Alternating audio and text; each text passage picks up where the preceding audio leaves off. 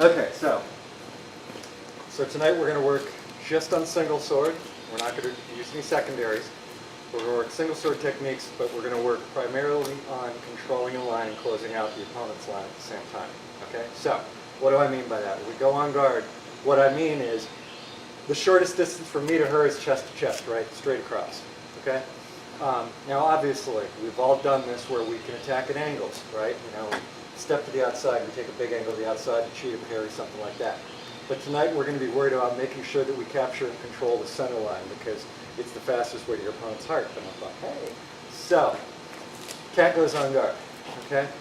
The most basic technique for making sure you control the center line, obviously I could just thrust here. I've got the center line, right?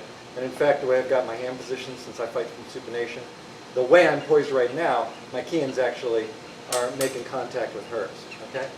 However, I want to make it more safe for me because I always want to make sure that while I'm offending, I'm also defending.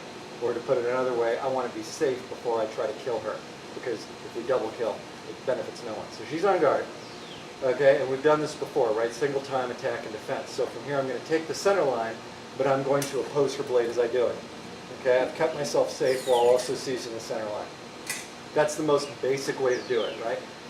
If she takes a guard that's more towards the center of her chest, okay, I can do the same thing by pressing to the other side, whether with a supinated palm, okay, or same thing, but with a pronated palm, okay?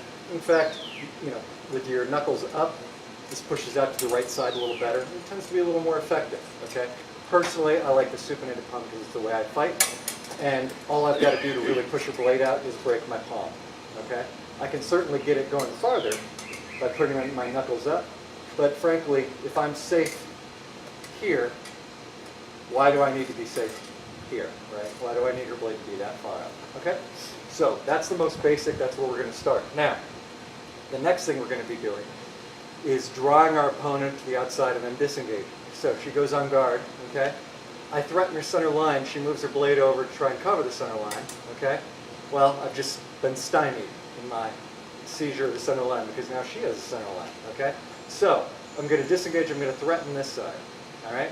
When she goes to recover it, okay, usually it's going to be not by a counter disengage, but by an opposition parry or a regular parry. I'm going to disengage, seize the line, press in, okay?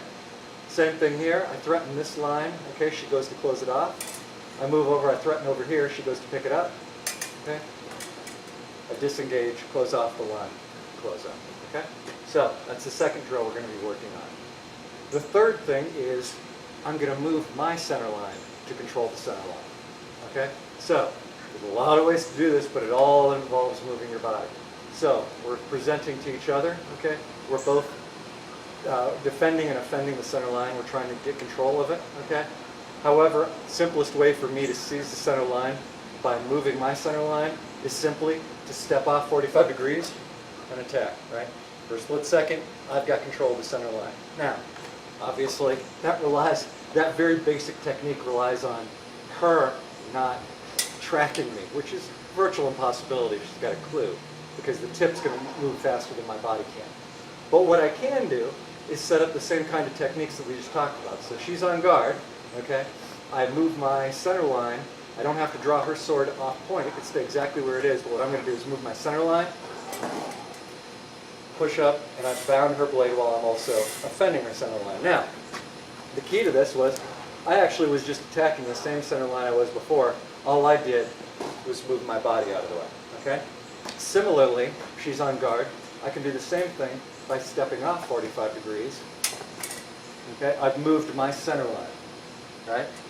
And so I've seized control of the center line in different ways, and the last one was by repositioning the center line so it's advantageous to me. Okay? Any questions about that? Where's your other hand? Well, I mean, frankly, the other hand, for the drills I've been talking about, I haven't been worried about it, but 9 times out of 10, if I'm fighting single sword, okay, if I don't immediately bring my hand into play, I'm going to use it as a backup for my blade. So from here, starting with the basic where I fend to the center line, okay, and where I seize to the other side of the center line, okay, because if she's fighting single and I'm fighting single and I've got control of her blade, I'm in better shape. Similarly, if I threaten this side and she goes to pick up an opposition parry, and I disengage and push in, okay? And if I threaten this side and she goes over for an opposition parry, and I disengage, same thing, right? If I move my body, I'm absolutely going to be pushing towards her blade, okay? And if I step 45 degrees to the inside with the body blade, okay? Hand over hand, basically. Yeah, right.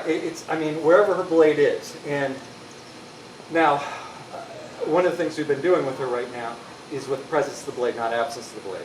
Okay? Absence of the blade makes everything harder. Okay? Because from here, right, I've got to be worried about her kicking that blade up as I come in. That's a different animal because I've already got control of the center line. Right? I mean, what she's going to be trying to do is stop thrust or counter thrust me. Okay? So I'm going to come in, and she's going to try and attack, and that's where your hand can cover that vector nicely. Boom. Okay?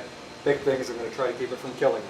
But that is, you won't find a lot of people fighting absence of blade that are going to be static fighters, because absence of blade, when you're fighting single sword, you're relying entirely on your movement and distance to keep yourself safe and counter shoot at the same time, right? So, by all means, when you're doing this, if you're going to shoot on those kind of people, first of all, if I go forward, she's probably going to retreat, right?